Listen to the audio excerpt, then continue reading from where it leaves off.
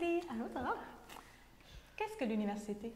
C'est une bonne question. En fait, l'université, c'est deux choses. C'est un milieu d'éducation et un milieu de recherche. Ouais. Si on prend le côté éducation, lui aussi est divisé un peu en deux volets. C'est le côté un petit peu plus humaniste, qui lui en fait sert à donner des outils, mais à permettre le développement que l'individu soit capable un peu d'analyser ce qui est autour de lui, les enjeux de la société. Le côté un peu plus fonctionnaliste, lui, en fait, c'est de donner des outils à l'individu pour qu'il soit en mesure de travailler, en fait, de développer ses habiletés dans sa future carrière. Au niveau de la recherche, parce qu'il ne faut pas oublier que l'université, c'est aussi la recherche. Nos professeurs, ce sont des chercheurs. Mais ça permet à ce que la recherche, en fait, que l'éducation universitaire soit toujours à jour. Ça permet justement que les étudiants puissent pratiquer cette technique-là aussi pour être capables de les répéter, pour que l'éducation reste toujours à jour. Oui, bien dit. Je conçois mon rôle de professeur comme ça, comme chercheur, mais aussi comme servant à former des citoyens engagés dans notre société, tu vois, des gens qui sont conscients, des gens qui s'impliquent. Et c'est là où il ne faut pas une université trop abstraite, genre tour d'ivoire, mais vraiment une qui est proche de la population. Et c'est ce que dit aussi un des fondateurs de l'université moderne, à savoir Alexandre de Humboldt, dans sa théorie de l'éducation humaine.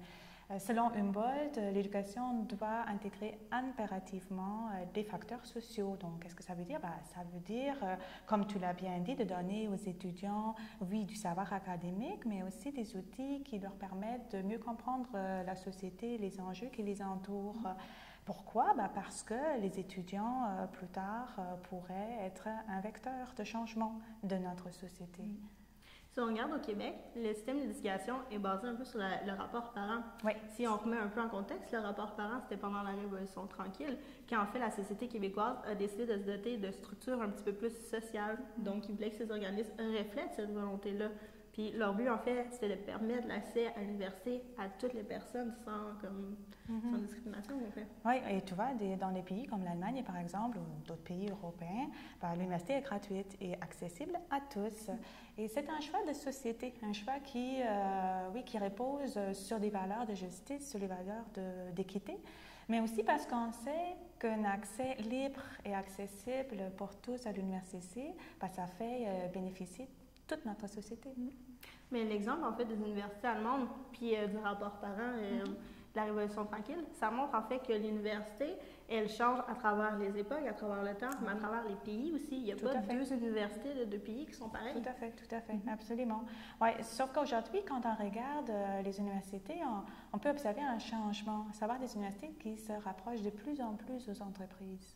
Oui, mais ça, en fait, on réfère à l'économie du savoir. Oui. Ce qu'on fait, c'est qu'on donne beaucoup plus de ressources en recherche pour justement permettre de développer des brevets puis mettre ça sur l'économie, en fait, sur le marché, pour pouvoir avoir de l'argent. Oui, sauf cet arrimage entre entreprises et universités, ça comporte aussi des risques. Ça pourrait transformer carrément sa structure puis son fonctionnement. Tu vois, on va d'un modèle d'une institution vers une organisation qui vise l'efficience. Dans ce cas-là, savoir, connaissance, ça rimerait avec productivité, avec performance, avec subvention. Les professeurs sont considérés comme des entrepreneurs qui cherchent des fonds, puis les étudiants comme des clients.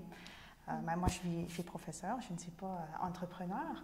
Et je pense qu'on devrait revenir à ce que devrait être l'université, selon moi, un lieu de la défense du savoir comme bien commun, un moteur pour améliorer notre société, pour la rendre plus juste et, dans le fond, plus heureuse. Sauf qu'avec les restrictions budgétaires qui s'en viennent, qui sont annoncées, ça pourrait grandement nuire à la vocation humaniste dont on parlait tantôt de l'université et transformer celle-ci dans un outil fonctionnaliste de transmission du savoir. Et puis là, on serait bien loin de l'idéal de l'éducation qu'avait imaginé Humboldt. En fait, c'est au lieu de créer des citoyens, on va créer de la main-d'œuvre qui répond en fait aux volontés des entreprises.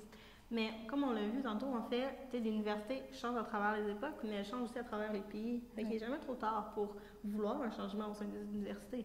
Au contraire, c'est maintenant, je pense, le moment où chacun et chacune, en tant que citoyen, en tant que société, devrait se poser la question, quelle université voulons-nous?